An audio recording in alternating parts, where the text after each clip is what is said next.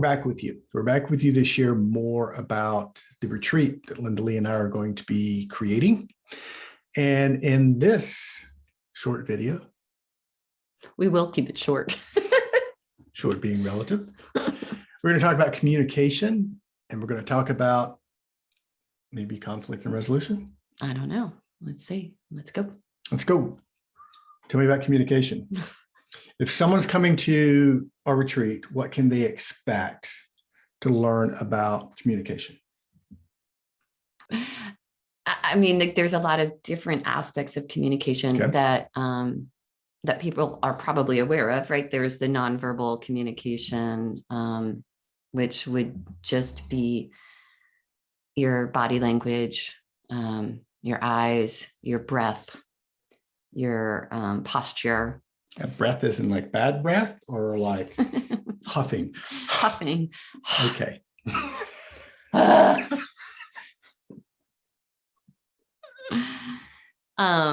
Yeah, the tone of voice that you use, like, duh. I just want to preempt this because honestly, we know a lot of this stuff. We just don't employ it. True. And when Lindalee was talking, I was just thinking just then about, tone. How often are you in a conversation with your partner or your loved one, and they're using a tone that they're not even aware of? How do you correct that? Yeah, how do you correct that? How do you draw it to their attention? How? You have practice on Saturday mornings in our most recent past. You tell me how. I draw it to your attention. I'm like, are you upset about something? You get curious about it and you ask the questions. And what he's referring to is that Saturday mornings he wakes up single-mindedly to clean the house, and it comes across. I'm very task-oriented, and it's kind of put offish. Yeah. I guess if that's grumpy and put offish, and like, I just got to get this done. Just don't talk to me. It's not fun, and Saturday mornings will never be fun. And I will not have a cup of coffee or a conversation until this is done. You see, Lindalee's tone in which she conveyed that to you, I find very offensive. I don't think it's that bad. I do think that I'm actually task-oriented and I lock in, but the purpose is, I mean, it is a great representation of how tone can affect us. Not only tone, but be present with each other. What was the other one you said? Other than be present, it's body language. I love you. How's that come across? Versus, I love you. Yeah, it's just a little representation of how we do, and it doesn't have to be that dramatic as crossing your arms. It could be rolling your eyes, lifting your eyebrows, looking away. Well, and it could be positive too. You can convey so much with your eyes. When people give each other that look and you're like, oh my God, I'm going to throw up, because you could just, it's so sweet. They give you eyes. Yeah. Yeah. So when you are looking deeply into somebody's eyes, you are conveying a lot, and you can feel the anger emanating from somebody's eyes. You can see the sadness emanating from somebody through their eyes. So, the eyes are the soul, or what is that? The eyes of the soul. The gateway to the soul. The gateway to the soul. Yeah, I'm terrible about those sayings today, but anyway, the eyes are the gateway to the soul, right? Like, you can see a lot there. And I think one of the other key things is just choosing when to have conversations that are going to be difficult, or choosing when to have conversations, or when to convey information that is important, to make sure that you have each other's attention and focus. And then there's, on top of that, is the listening aspect. If you're in a conversation with your loved one, pause the TV if you're sitting there watching TV. If you're not sitting there watching TV, just give them your attention. Like Lindalee said, make eye contact. So often things are misunderstood when my back is to her and she's trying to talk to me, or I can't understand that. I can't pick up the signals. All of this stuff comes together under communication. And when we're in a personal setting, an intimate setting, we can go deeper into a lot of these nuances and the ways that we found to kind of shortcut and I don't want to say hack, but what's a better, how would you describe that? I don't know. My mind started drifting. And She was not listening. but I was just thinking like almost we're kind of talking about conflict resolution now and not just communication, because that's part of it. So funny you should say that, because our next topic is conflict resolution. Well, we can just dive into that since we're already here a little bit. But, a little bit. Yeah.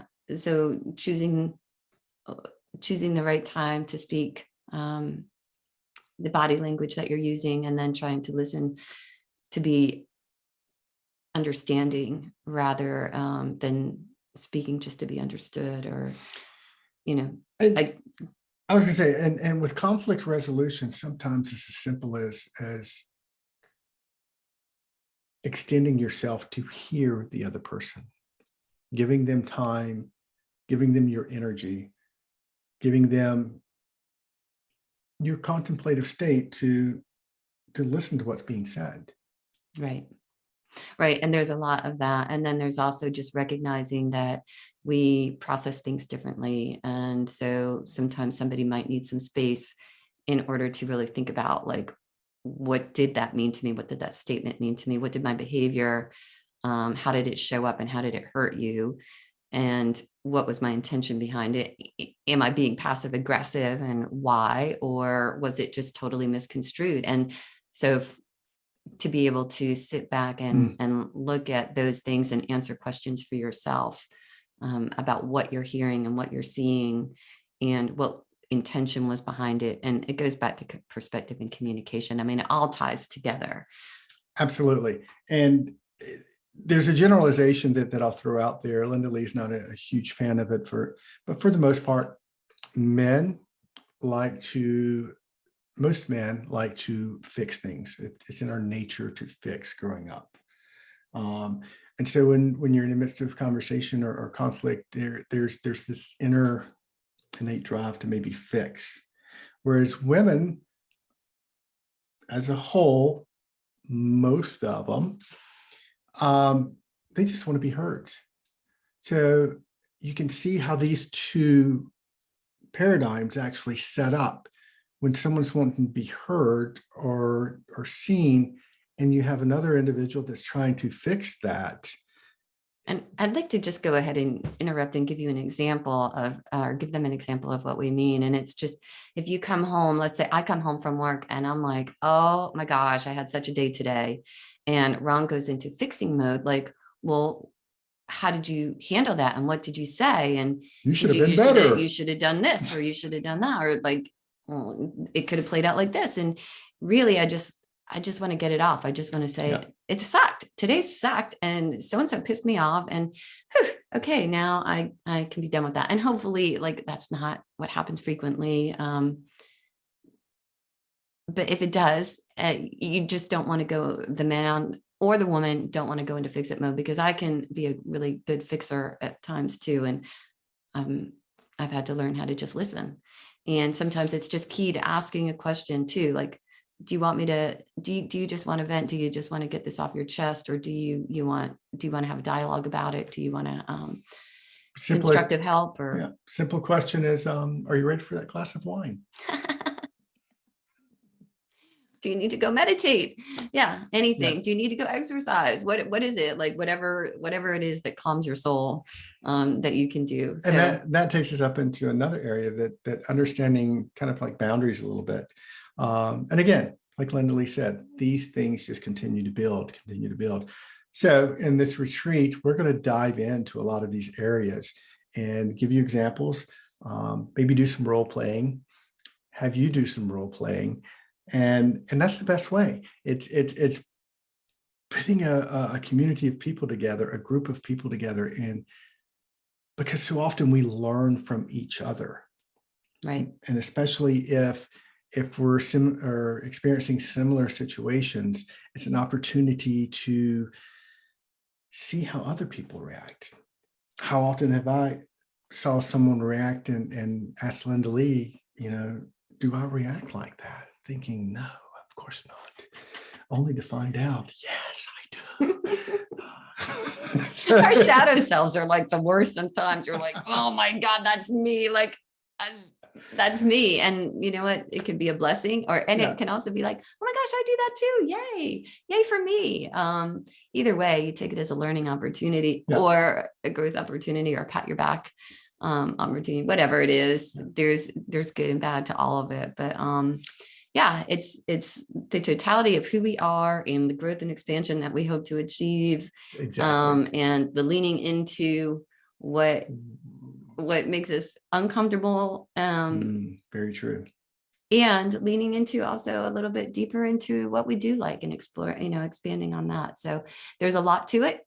And it should be fun.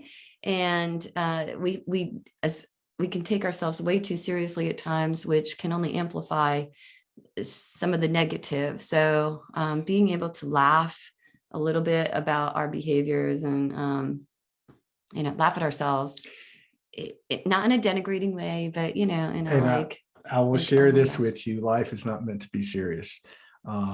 We go through this stuff, and when Lindalee was just sharing that last comment, I thought about, from time to time, she's got a pet name for me.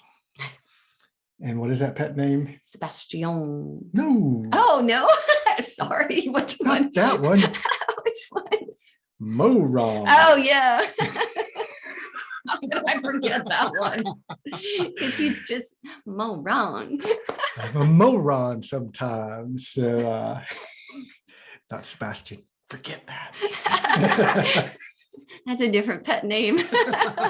You got a glimpse into our secrets. So we're going to do another video and kind of wrap up this here, the course that we're going to be covering. But we hope you enjoyed this one. If you have any questions, any comments. If there's something that struck you and you want us to go into it a little bit more, we need to hear that. What hits you? What strikes you? What do you need help with? What's landing for you? Yeah, let us know. But do not ask about Sebastian. You can see Sebastian written all over him, can't you? All right. Bye.